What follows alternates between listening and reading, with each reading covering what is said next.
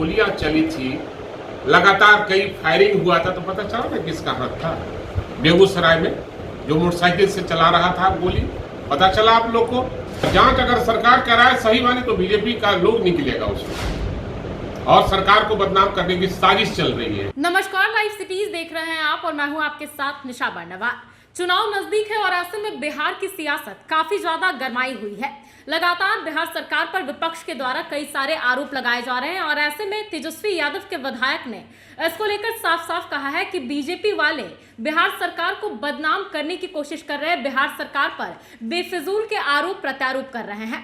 इसको लेकर भाई वीरेंद्र जो कि आरजेडी से विधायक हैं, उन्होंने बेगूसराय वाली घटना का जिक्र किया और इस घटना को लेकर उन्होंने कहा कि उसमें भी बीजेपी के नेताओं का नाम सामने आया था। ऐसे में कोई संदेह नहीं है कि बीजेपी के लोग एक बार फिर से बिहार सरकार को इस तरह के मामले में फंसाने की कोशिश कर रहे हैं।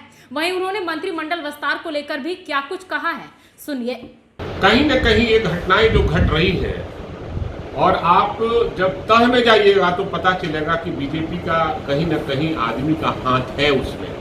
बिहार सरकार को बदनाम करने के लिए कहीं न कहीं ये हाथ रहता है, और पकड़े भी जाते हैं। जहां गोलियां चली थी, लगातार कई फायरिंग हुआ था, तो पता चला ना किसका हाथ था।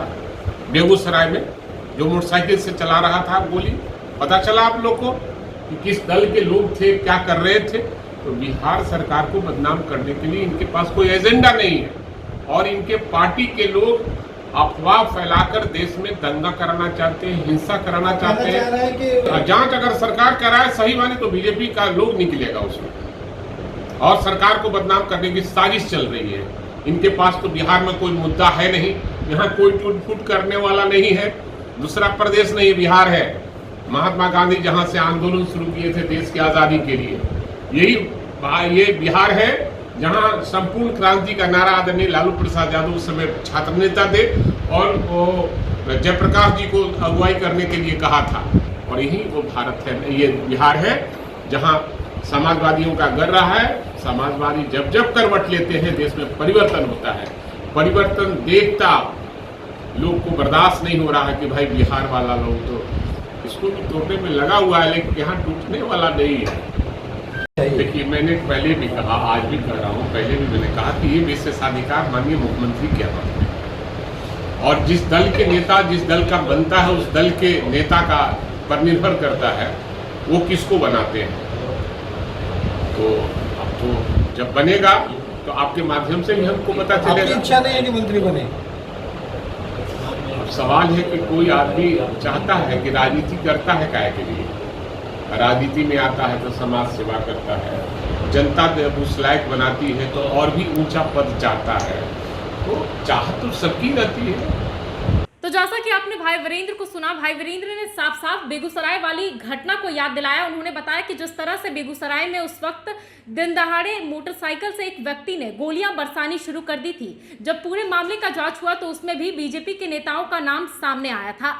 और ऐसे में मंत्रिमंडल विस्तार को लेकर भी उन्होंने कहा, उन्होंने बताया कि दरअसल मंत्री पद को लेकर किसकी इच्छा नहीं होती है।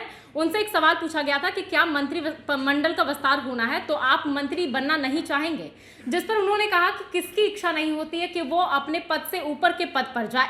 लोग जनता की सेवा करते हैं, समाज सेवा करते हैं, इसी के लिए ना। तो अगर मुझे मौका मिलेगा तो मैं जरूर बनना चाहूंगा। देखा जाए तो नीतीश कैबिनेट का भी एक तरफ जहां विस्तार होना है, इसको लेकर भी चर्चा काफी तेज है कि 2 राजद कोटे से मंत्री बनाए जाएंगे तो वहीं 2 कांग्रेस कोटे से मंत्री पद दिया जाएगा। तो ऐसे में मंत्री पद को लेकर बड़ा सवाल तो है ही। वहीं बीजेपी के आरोपों को लेकर उन्होंने साफ साफ बेगूसराय वाली घटना का जिक्र किया और कहा कि बीजेपी के नेता इस तरह से हरकतों को अक्सर अंजाम देते रहते हैं और अक्सर इस तरह से आरोप प्रत्यारोप करते रहते हैं ताकि बिहार सरकार को बदनाम किया जा सके। बहरहाल इस खबर में इतना ही। बाकी की तमाम खबरों के लिए बने रहें लाइव सिटीज के साथ। अगर आप इस वीडियो को हमारे फेसबुक पर देख रहे हैं तो हमारे पेज को लाइक कर ले, यूट्यूब पर देख रहे हैं तो हमारे चैनल को सब्सक्राइब कर ले। धन्यवाद।